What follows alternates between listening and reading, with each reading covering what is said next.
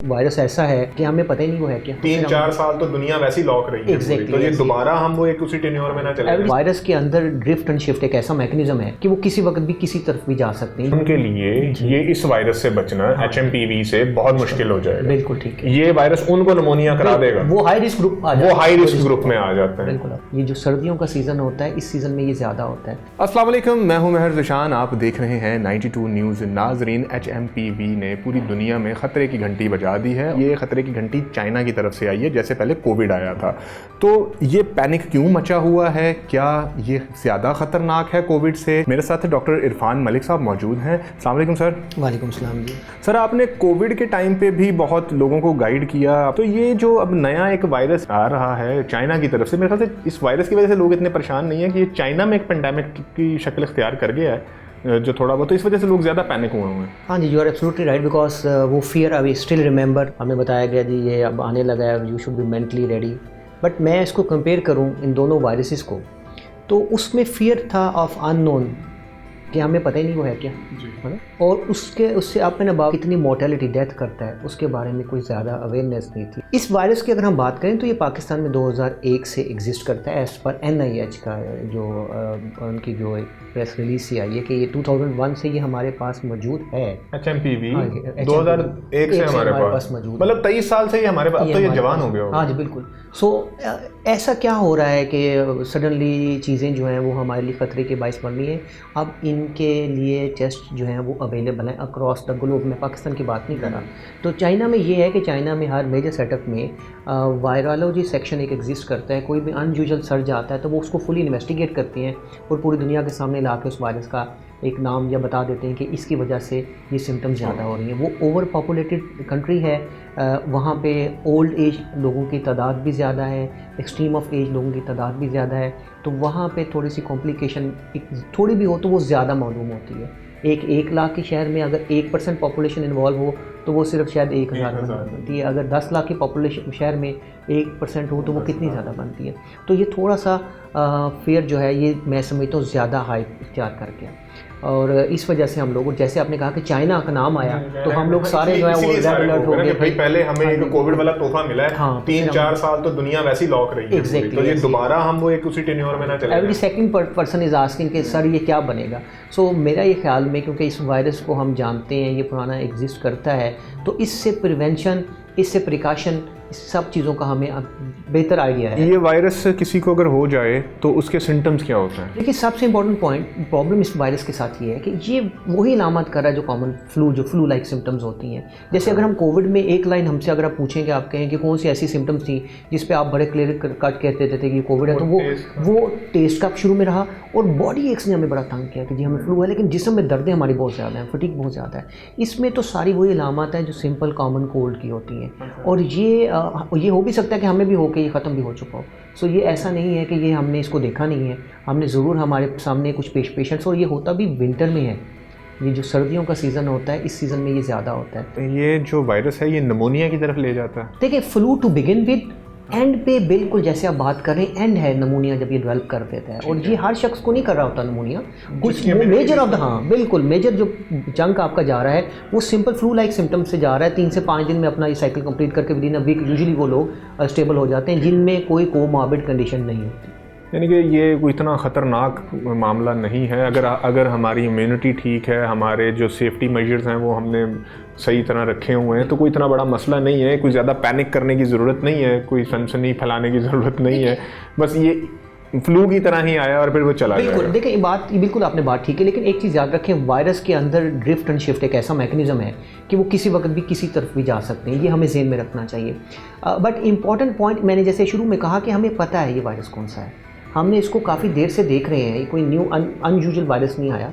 तो अब हमें प्रिवेंटिव मेजर में अपने आप को मैक्सिमम बेस्ट करना है इससे। क्या एक वजह ये भी है कि इस वायरस की कोई वैक्सीन अवेलेबल नहीं? जी बिल्कुल। सो अब आप सोचने की बात है क्यों नहीं है। देखिए ना, जब कोई वायरस जब भी मार्केट में आते हैं, हमें कुछ अर्से बाद उसकी वैक्सीनेशन होना शुरू हो जाती है, और अक्सर ये वो वायरस हैं जिनमें मोर्टेलिटी, डेथ, हम फर्टिलिटी ज़्यादा देखते हैं। तो फिर जितने भी ग्लोबल जो फार्मास्यूटिकल कंपनीज़ हैं वो फिर उसमें, और या जो मेन एडवाइजरी बोर्ड है वो पुश करते हैं कि जी हमें, क्योंकि इसमें मोर्टेलिटी ज़्यादा है तो हमें देखा जाए। तो इससे ज़्यादा जो डेथ है वो इन्फ्लुएंजा से है।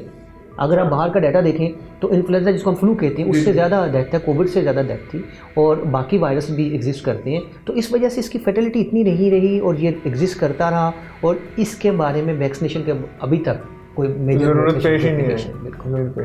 तो यानी कि आप ये डॉक्टर साहब बता रहे हैं कि पैनिक करने की ज़रूरत नहीं है। अगर किसी को फ्लू होता है तो वो थोड़ी बहुत एहतियात कर ले, वो मास्क वगैरह पहन ले।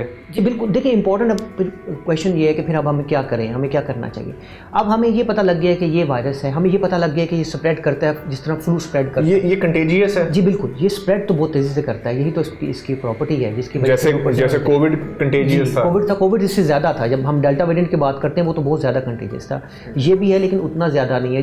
It will spread like flu, ये एक से दूसरे में फ्लू की तरह ही है। यानी कि इसको अगर सिंपल मास्क से रोका जा सकता है। बिल्कुल। सो आप अब हम क्या करना चाहिए। देखिए हमें गैदरिंग में एहतियात करनी चाहिए। जिस शख्स में कोई भी ऐसी अलामत हो, जैसे हम बात करें कि वाटरी नोज़ है, रनिंग नोज़ है, स्नीजिंग है, उसको मास्क पहन लेना चाहिए। हाँ, बाकियों को भी कोशिश करें कि वो मास्क पहने। It will be difficult right now. वैसे तो लाहौर में रहने वालों को सबको मास्क पहन लेना चाहिए, जो लाहौर में एयर क्वालिटी इंडेक्स है। लेकिन ये है कि अब आपको अगर अलामत हो आप मास्क पहने, 3 से 5 दिन रेस्ट करें, अच्छी हाइड्रेशन रखें, अच्छी डाइट रखें, तो होपफुली ये विद सिंपल रेमेडी भी इंशाल्लाह ताला बेहतरी की तरफ आए। ये जो वायरस है HMPV, ये 5 साल की उम्र तक आने तक एक बच्चे को हो के भी चला जाता है और पता नहीं चलता। बिल्कुल आपने ठीक कहा, ऐसा ही है। ये बच्चों में ज़्यादा कॉमन था। एक्सट्रीम ऑफ एज है, ये लोग विंटर में और बच्चे इकट्ठे बैठते हैं, बच्चों में होता है और बच्चों से बड़ों में हो जाता है।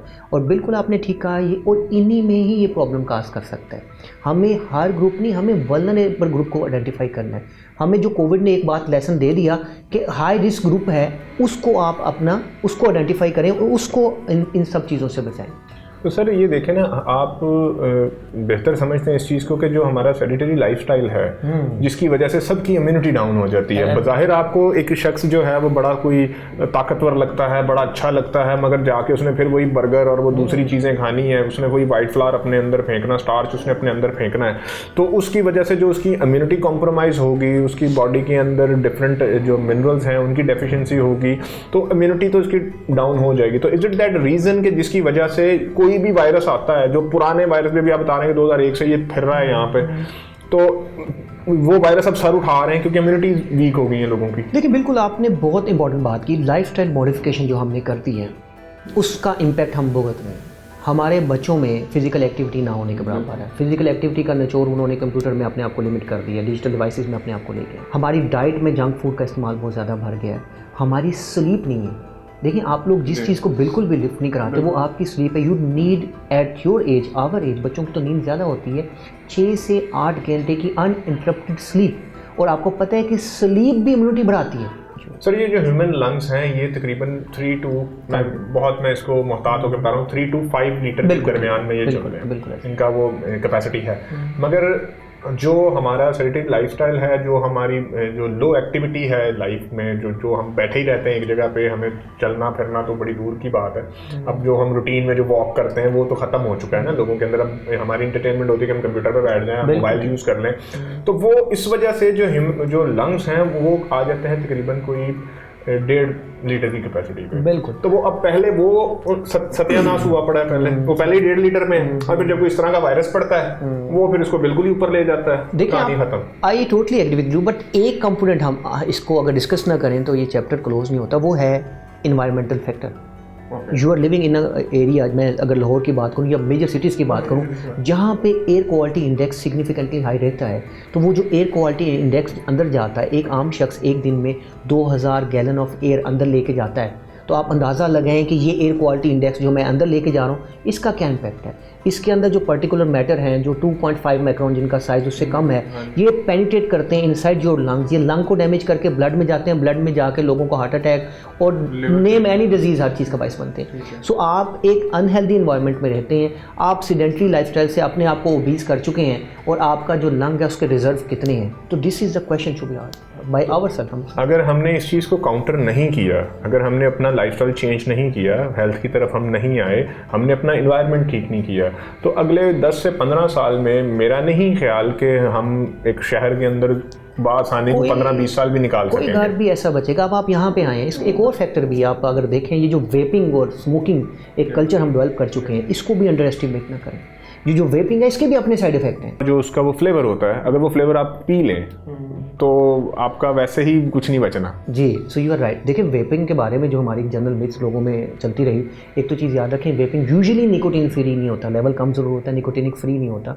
तो वो जो निकोटीन का एलिमेंट है वो ही एडिक्टिव है, उसी ने काम करना है। फिर फ्लेवर जो होते हैं उसके लिए अल्लाह ताला ने टेस्ट बड और डाइजेस्टिव सिस्टम बनाया हुआ है, उसके लिए लंग्स भी बनाए, वो लंग के अंदर जाते हैं तो उससे भी पता लग रहा है कि वो भी कैंसर का बाइस बन सकते हैं। So this is very important कि जो नई जनरेशन जो है, हाँ जी, इस न्यू जनरेशन के वेपिंग जो है वो भी आपके लंग को डैमेज कर रही है। सो वेपिंग, इन्वायरमेंट, सेडेंट्री लाइफस्टाइल, ना फिजिकल एक्टिविटी का ना होना, ऑलरेडी हम अपने लंग्स को जो है वो प्रोन कर रहे हैं डिफरेंट टाइप। यानी कि जो लोग वेपिंग भी करते हैं या स्मोकिंग करते हैं उनके लिए ये इस वायरस से बचना, HMPV से बहुत मुश्किल हो जाएगा। बिल्कुल ठीक है, ये वायरस उनको निमोनिया करा देगा, वो हाई रिस्क ग्रुप आ जाता है, वो हाई रिस्क ग्रुप में आ जाते हैं। बिल्कुल आपने ठीक। चलिए डॉक्टर साहब, बहुत शुक्रिया आपके वक्त का। नाजरीन अपना ख्याल करें, मास्क लगाएं, एहतियात करें। इतना वैसे ख़तरनाक मामला नहीं है अगर आपकी सेहत ठीक है तो। इसी के साथ महर ज़िशान को इजाज़त दीजिएगा, अपना बहुत ख्याल रखिएगा। अल्लाह हाफ़िज़।